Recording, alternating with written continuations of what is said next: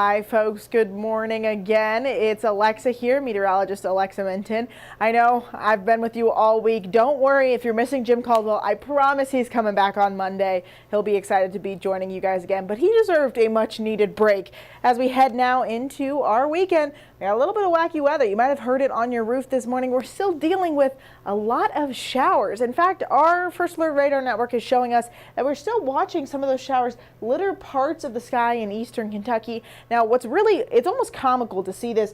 As you can see, I-75's all along here, right? If you're in western Kentucky, you might be noticing sunny skies. You might be seeing calm conditions. If you are east of I-75, that's where all that activity is happening, and we're still keeping our eye on it consistently throughout the day. Now, I want to talk about a couple trouble spots that we're going to be focusing on. If you are down near Hazard, near Jackson, we're still seeing a lot of heavy rain trending your way, especially over for our friends in Pikeville. It seems like they've been getting the brunt of heavy rainfall all throughout the morning hours. Wherever you see those tiny yellow cells, that's what's giving you, again, the heavier rainfall as well. Now, if we look just north of Lexington, they have also been getting a lot of rainfall. It's starting to look like it's clearing out just a little bit. Georgetown had gotten a lot of rain throughout parts of the day. We see a few more cells moving over the area.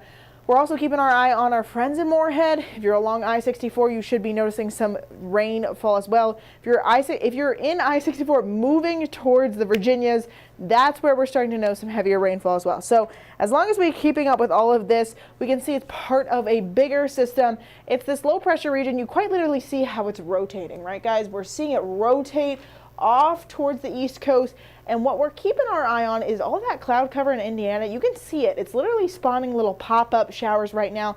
That's what we're going to keep our eye on throughout parts of the afternoon. Could lead us to a few scattered showers in our afternoon hours. Right now, our current conditions in downtown Lexington show that we got a lot of cloud cover, but we are starting to dry out, at least for the time being. We're still expecting those scattered showers to persist for us throughout parts of the evening. We're around 57 degrees.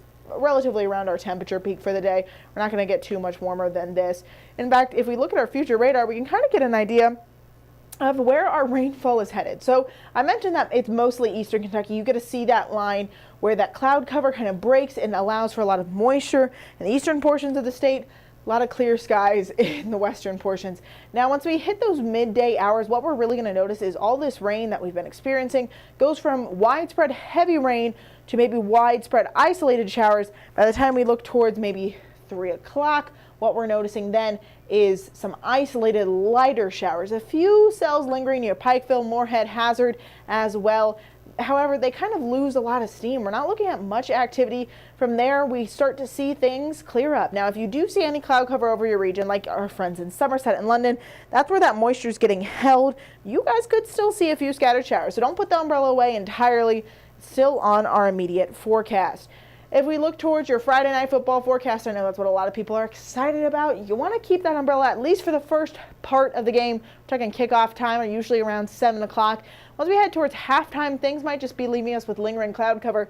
You might even see less cloud cover towards the second half.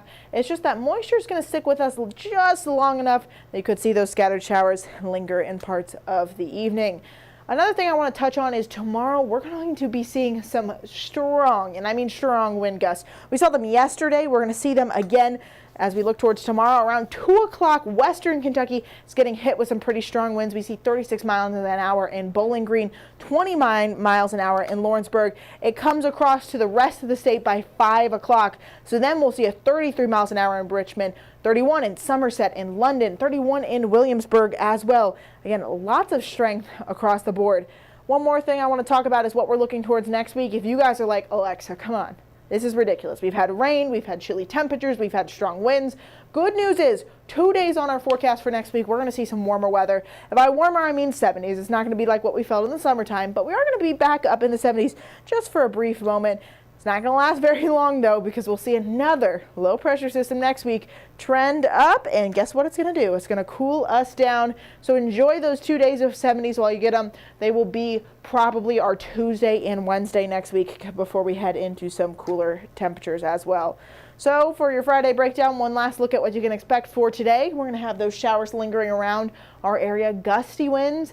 And again, those temperatures are going to remain relatively chilly. It's going to feel chillier than these air temperatures are saying, thanks to those stronger wind gusts and thanks to that rainfall. So we talked about a lot, folks. We had a lot of weather activity throughout the day today. Obviously, we had to touch on all those points, but we're going to continue to see some weather activity for our weekend. You can join me tomorrow on WKYT Mornings. Like I said, though, Jim will be back here on Monday, giving you guys another look at your forecast. Thanks so much for watching.